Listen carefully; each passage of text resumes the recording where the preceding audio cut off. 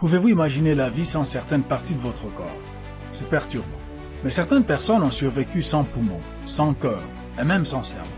Aujourd'hui, nous allons nous pencher sur plusieurs exemples incroyables de personnes qui ont prouvé qu'il est possible de vivre même dans les situations les plus défavorables. Numéro 1. Tina Earls. En 2012, Tina Earls a découvert une plaie sur son nez. Chaque fois qu'elle tournait la tête vers la gauche, son nez commençait à couler et le côté gauche de son visage s'engourdissait. Et cela a commencé à la démanger terriblement. Les démangeaisons n'ont fait qu'empirer jusqu'en octobre 2013, date à laquelle elle est allée voir un médecin qui lui a dit qu'elle avait un follicule pileux infecté. Au bout d'un certain temps, Tina a remarqué une grosseur sous le côté de son nez. Elle est allée se faire examiner, mais on lui a dit qu'il ne s'agissait que d'une égratignure. La grosseur a continué à croître au cours des mois suivants. Tina a commencé à s'inquiéter de plus en plus et s'est rendue chez un autre otorhinolaryngologiste pour une biopsie. Lorsque le médecin l'a appelé pour lui communiquer les résultats, il lui a annoncé une nouvelle dévastatrice. Tina avait un cancer. Elle était sous le choc. Tina a subi une rhinectomie partielle, au cours de laquelle une partie de son nez a été retirée et a continué à passer des examens de contrôle et des biopsies. Bien que les médecins retiraient les 2 premières couches de tissu de l'intérieur du nez lors de l'opération, il s'est avéré que le cancer était bien pire qu'ils ne l'avaient initialement pensé. Les médecins ont recommandé une radiothérapie, mais Tina ne voulait pas passer ses journées en traitement. Elle voulait se consacrer à ses enfants. Elle s'est donc tournée vers une organisation américaine de lutte contre le cancer. Un médecin sur place a découvert qu'il y avait encore des cellules cancéreuses. Après plusieurs opérations, Tina a été déclarée guérie du cancer, mais avec une forte probabilité de récidive. Plutôt que de continuer à subir des opérations, Tina a pris la difficile décision de se faire retirer complètement le nez, afin de réduire le risque de retour du cancer et de se sentir en sécurité. Malgré les changements de son apparence, Tina a décidé de donner la priorité à sa santé et à son bien-être. Numéro 2. Eric Ramirez. Eric Ramirez, un Colombien de 22 ans, est plus connu sous le nom de Kala Cascor, avec une foule de tatouages effrayants sur tout le visage et le corps. Après la mort de sa mère lorsqu'il avait 12 ans, ce fanatique s'est lancé dans l'expérimentation de modification corporelle. Il s'est d'abord fait tatouer le visage de sa mère sur le dos. Eric a demandé à un ami tatoueur de lui couper le bout du nez et les oreilles. Cela lui a donné une apparence étrange qui est devenue virale sur Internet. Son père a déclaré à un journaliste qu'il prévoyait de se faire couper les parties génitales pour n'avoir absolument rien, comme un squelette en décomposition. Il a expliqué que tout le monde est pareil. Ramirez a parlé de la fréquence à laquelle il pense à la mort, expliquant qu'il voudrait être enterré 2 mètres sous terre. Il avait le sentiment qu'être à côté des morts, c'était comme être en paix. Il a dit qu'il riait quand les gens criaient en voyant son apparence. Eric s'est également fait fendre la langue en 2 et y a ajouté une couleur grise. Il a aussi des orbites sombres tatouées de façon permanente sur le visage. Il avait également des os autour de la bouche qui ressemblaient à des dents. À 22 ans, Eric a été critiqué par les médias et les gens en Colombie pour son apparence macabre. Mais son Instagram est rempli de photos de fans qui le saluent dans la rue et prennent des selfies avec lui. Numéro 3. Tiffany Geigle. Tiffany Geigle n'aurait jamais pensé devenir danseuse professionnelle, bien que ce fût son rêve. Geigle, âgée de 3 ans, est née avec le syndrome de Charcot-Levin, une maladie génétique rare des os qui provoque souvent une courbure de la colonne vertébrale, ainsi qu'un cou et un torse court. Elle suivait même des cours de danse avec les autres enfants de son quartier de Brooklyn, à New York. Elle dit cependant que son professeur de danse a été honnête avec elle. Le professeur lui a clairement dit qu'elle ne deviendrait pas danseuse professionnelle. Geigle avait la technique, les jambes, les bras, et elle était belle. Je savais qu'il ne me mentait pas, confie-t-elle. Je sais ce qu'ils veulent dire. J'aimerais être une ballerine, mais je sais que cela ne peut pas arriver. Au fil du temps, Geigle a commencé à réaliser à quel point elle était différente de ses amis. Geigle raconte que sa mère s'est toujours battue pour qu'elle puisse participer aux activités scolaires. Geigle a alors abandonné son rêve de danse et est allée étudier le commerce à l'université. Elle donnait cependant parfois des cours de danse à New York, pensant qu'elle ne pouvait rien faire d'autre dans ce domaine. Il y a quelques années, Latsky voulait que Geigle rejoigne sa compagnie de danse, mais elle était hésitante en raison de sa situation. Cependant, en 2014, elle a finalement dit oui à Latsky et a rejoint le Heidi Latsky Dance. Geigle déclare « Je n'aurais jamais pensé faire partie d'une compagnie de danse qui se produit à New York. Je n'aurais jamais imaginé que ma photo, mon visage et mon corps seraient partout sur Times Square. Toutes les choses dont je n'aurais jamais pensé qu'elles arriveraient sont en train de se produire. » Geigle dit que même si ses rêves se réalisent, On se moque d'elle et on la taquine presque tous les jours à New York. Mais malgré tout cela, elle est reconnaissante envers sa famille et ses amis qui la soutiennent. Numéro 4. Paul Alexander. Paul Alexander, originaire du Texas, ne se sentait pas bien lors d'une chaude journée d'été en 1952. Il avait une forte fièvre et souffrait de douleurs au cou et à la tête. Malheureusement, le garçon de 6 ans avait contracté la poliomyélite et ne pouvait plus bouger ni même avaler pendant plusieurs jours. Alexander, aujourd'hui âgé de 75 ans, est presque complètement paralysé du cou jusqu'aux pieds, est toujours en vie et en bonne santé. C'est grâce à un grand ventilateur en acier qu'il aide à respirer depuis près de 70 ans. Selon Andrea Pizer du New York Post, il est l'une des dernières personnes à utiliser un poumon d'acier, appareil qui était courant dans les services de polio au plus fort de la maladie. Lors d'une récente interview vidéo, Alexander a déclaré « Je n'ai jamais abandonné et je n'abandonnerai pas maintenant ». Bien que confiné dans le poumon d'acier, Alexander ne fut jamais arrêté dans son élan. Au contraire, il l'a utilisé comme un moyen de se faire un nom.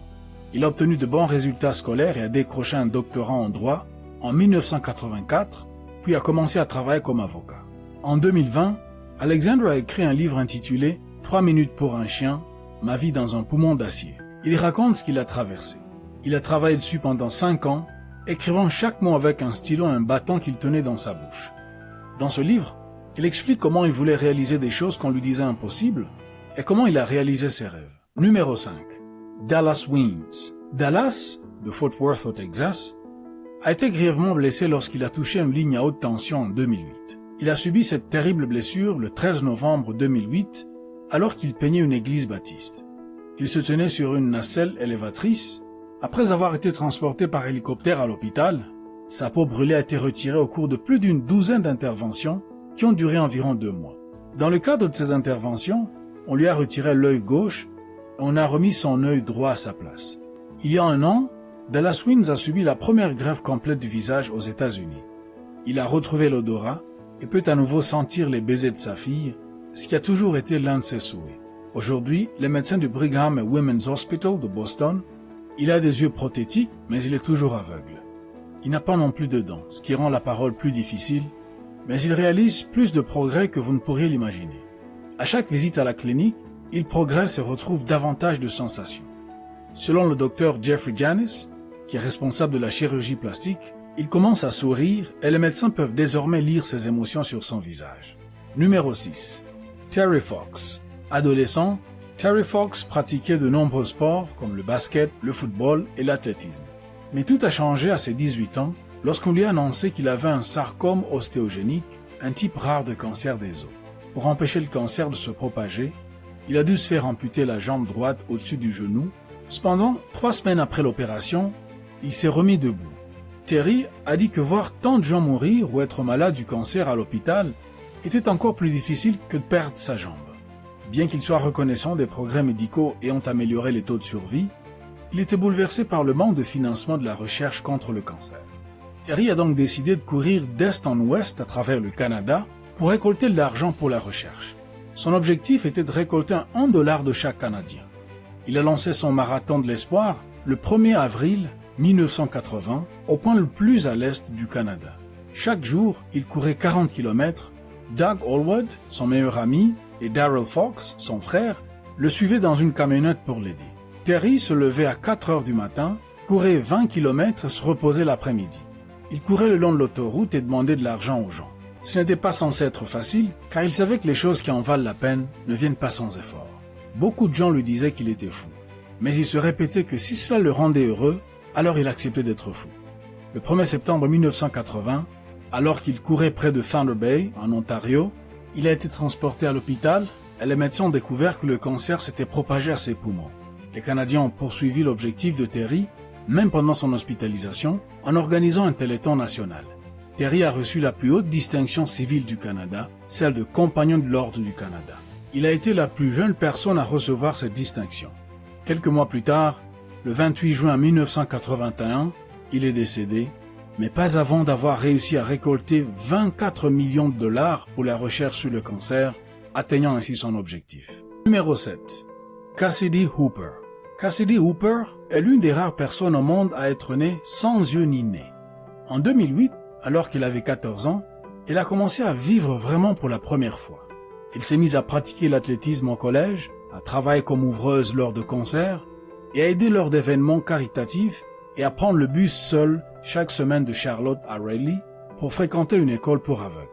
Hooper a toujours suivi sa devise en disant « Qu'importe la difficulté, pourvu que ce soit possible ».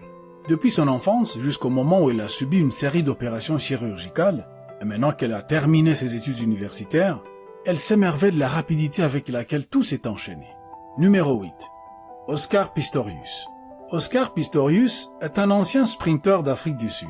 En raison d'une anomalie congénitale, ses deux jambes ont dû être amputées alors qu'il n'avait que 11 mois, car il est né sans la partie externe des deux pieds et sans ses deux péronées. Pistorius a couru des sprints pour les personnes sans handicap et pour les personnes amputées sous le genou. Il a été le 10e athlète à participer à la fois aux Jeux olympiques et aux Jeux paralympiques. Après avoir remporté des médailles d'or aux Jeux paralympiques, Pistorius a cherché à concourir dans des courses internationales pour personnes valides.